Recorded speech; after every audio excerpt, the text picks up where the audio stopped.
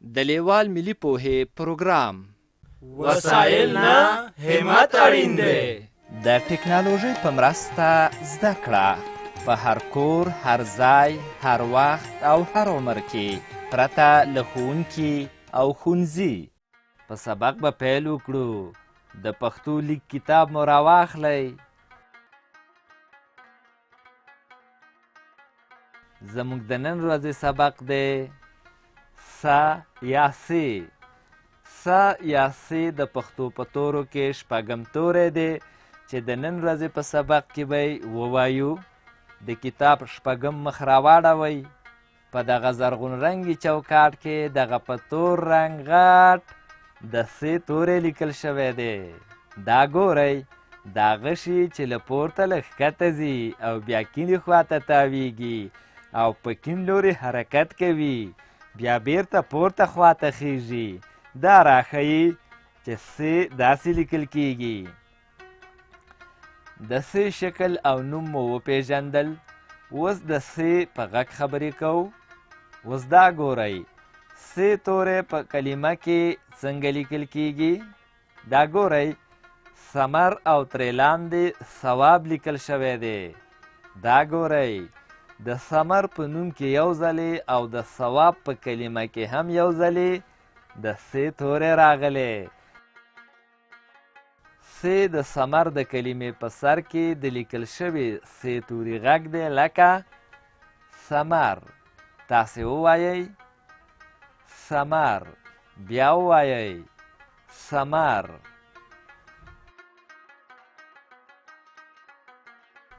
د ثواب په کلمه کې د سې د غږ په سر کې له واو سره یو ځای راغلی دی لکه ثواب.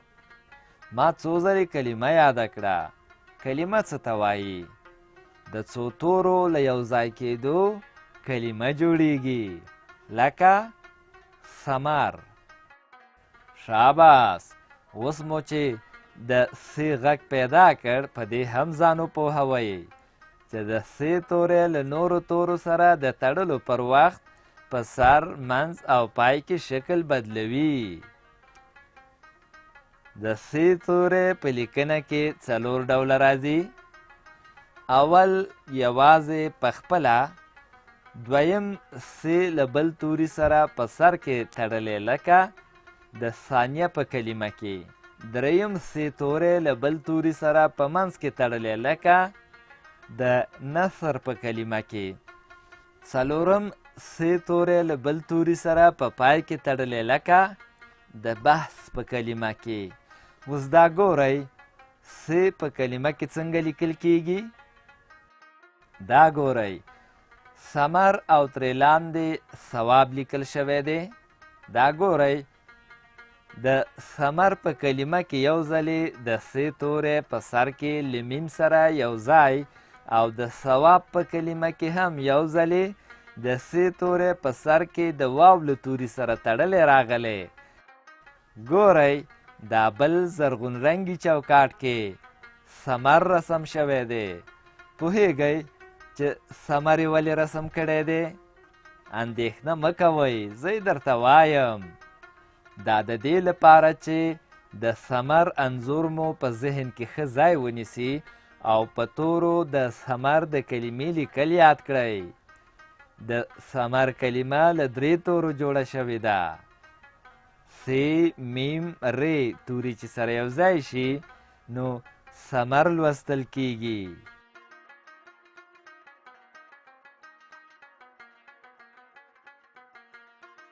دا ګورئ، د ثواب کلمه له 4 تورو نه جوړه شوې ده. سې، واو، الف، ب. د ثمر او ثواب په کلمو کې مو سې توری لیکل ولیدل. اوس به د سې توری د سبق نورو برخو ته راشو. دا سور چوکاټ وینئ چې پکې لیکل شوي دي د سې کارونه په جمله کې. ښه نو، تاسې غواړئ د جملې په معنا ځان پوه کړئ. جملې په معنا مو پوهوم.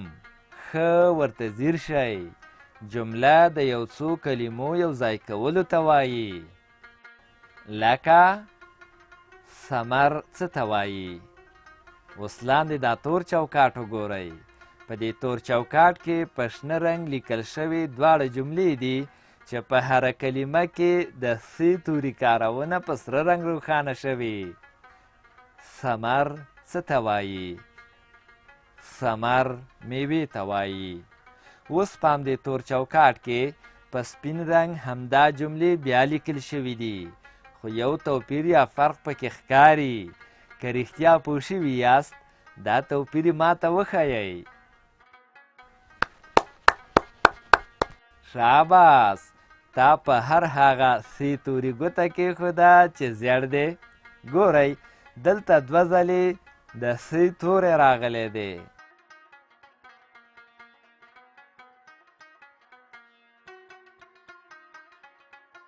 اوس نو قلم راواخلئ او د هرې زیړې سی پر سر سی ولیکئ چې د سی لیکل مو زده شي.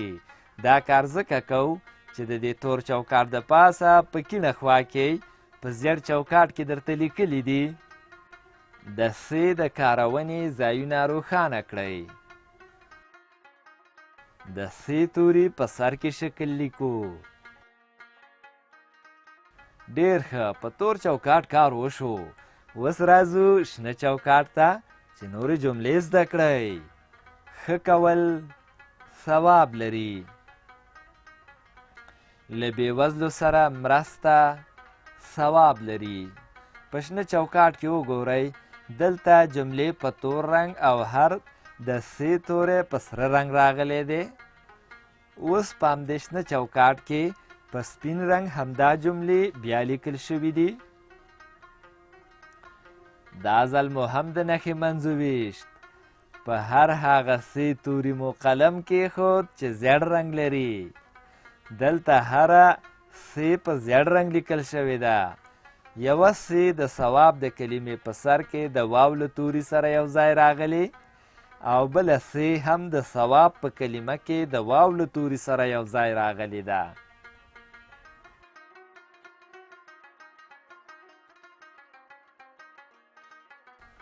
ښه کول ثواب لري. او دویمه جمله داسې ویل کیږي له بېوزلو سره مرسته ثواب لري. اوس قلم راواخلئ، دا په سپین او زیړ رنګ چې ښه کول ثواب لري لیکل شوي پر سر یې ولیکئ چې لیک مو زده شي. او همدارنګه له بېوزلو سره مرسته ثواب لري د جملې پر سر ولیکئ. ښه کول ثواب لري. له بېوزلو سره مرسته ثواب لري. اوس به راشو سره چوکاټ ته. دا پورتنۍ ټولې جملې پکې راوړي دي. ثمر څه ته وایي؟ ثمر میوې ته وایي. ښه کول ثواب لري. له بېوزلو سره مرسته ثواب لري. د همدې جملو ترڅنګ یې بیرته همدا جملې لیکلي دي، خو توپیر یې دا دی چې په هر شنه او تور چوکاټ کې هره سی په مختلفو رنګونو راغلې ده، خو په دې سره چوکاټ کې ټول توري په سپین رنګ لیکل شوي دي. اوس نو قلم راواخلئ، د دې سپینو جملو پر سر ولیکئ چې لیکل مو زده شي. که زده مو نه وي دا سبق له ځانونو سره بیا بیا واورئ. ثمر څه ته وایي؟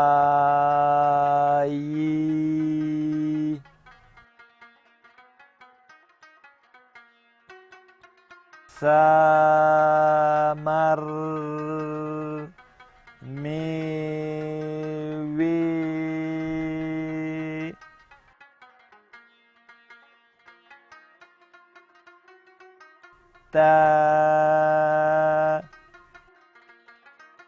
وایی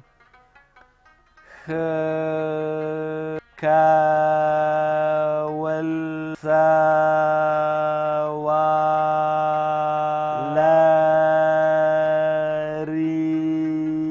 لبیوزلو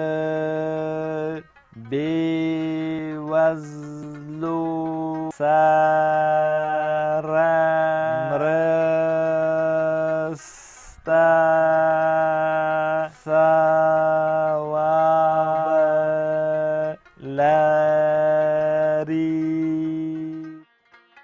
تر سره چوکاټ لاندې خړ چوکاټ ته راځو. د خړ چوکاټ په سر کې د لاس او قلم نښې او د تمرین کلمه ګورئ چې په سره رنګ لیکل شوې ده. وارخطا کېږئ مه. د تمرین په معنا مو هم پوهوم. د یوه کار بیا بیا کولو ته تمرین وایي. په تمرین سبق ښه یادیږي. که تاسې د یو شي نوم یو ځلې واورئ کیدای شي لږ وخت وروسته درنه هیر شي، خو که څو ځلې واورئ بیا مو په یاد کې ښه پاتې کیږي. اوس چې د تمرین په معنا پوه شوئ راځئ چې تمرین وکړو. تر تمرین لاندې په ټکو ټکو باندې څو ځله د سې توری لیکل شوی دی. د دې هر یوه سې توري د پاسه سې توری ولیکئ. کله مو چې هر سې توری ولیکه کیڼې خواته ځیر شئ، څلور جملې په ټکي ټکي خط لیکل شوي دي. د هرې یوې جملې د پاسه هم لیکل وکړئ چې دا ټولې جملې مو په یاد کې پاتې شي. ثمر څه ته وایي؟ ثمر میوې ته وایي. ښه کول ثواب لري. له بېوزلو سره مرسته ثواب لري. بیا په همدې خړ چوکاټ کې دوه کرښې ګورئ. زه پوه شوم چې اوس تکړه شوي یاست. دلته اوس په شنه کرښه د یوازې سې تمرین وکړئ.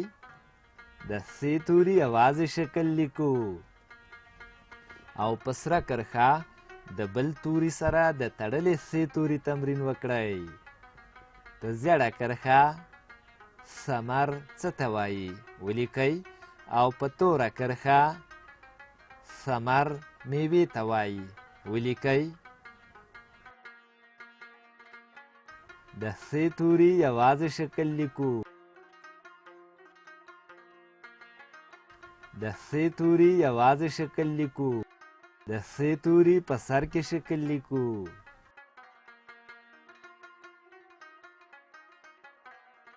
د سې توري په سر کې شکل لیکو.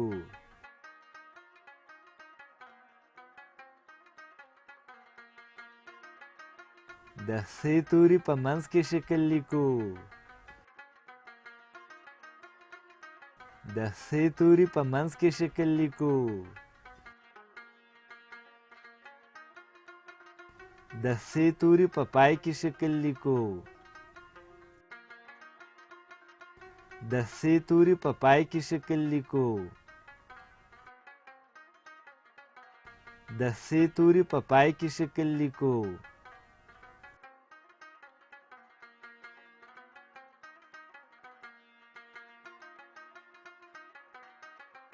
د سې توري یوازې شکل لیکو. د سې توري یوازې شکل لیکو. د سې توري یوازې شکل لیکو. د سې توري په پای کې شکل لیکو. د سې توري په پای کې شکل لیکو. ثمر څه ته وایي؟ ثمر میوې ته وایي.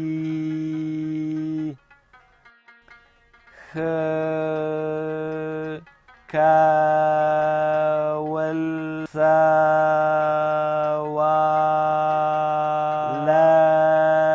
سوالری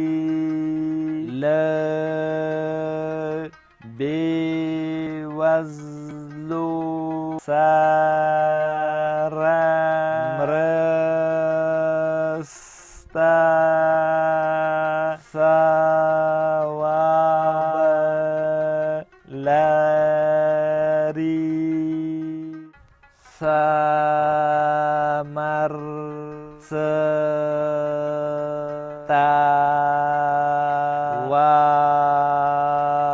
وایي ثمر میوې ته وایي. په دې لوست کې مو زده کړل د لیک په وخت کې د سې شکلونه لکه میراث، ثانیه، نثر، بحث یوازې داسې لیکل کیږي.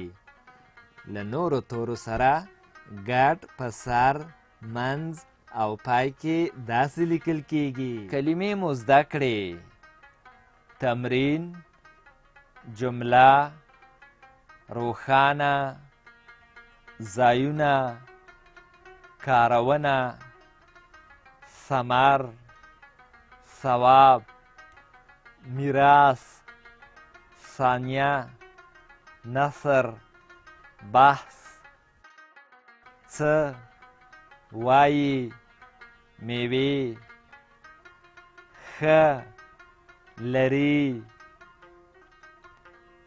کول، بېوزلو سره مرسته او داسې نور.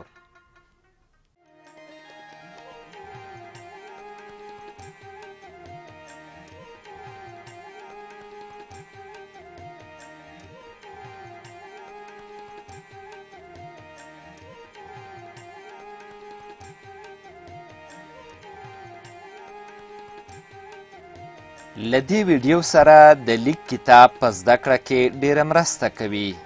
د کتاب ترلاسي لپاره پته ده LLS@leval.com 003 280 د نورو معلوماتو لپاره لیوال د لرې ښوونځي تګلاره وګورئ.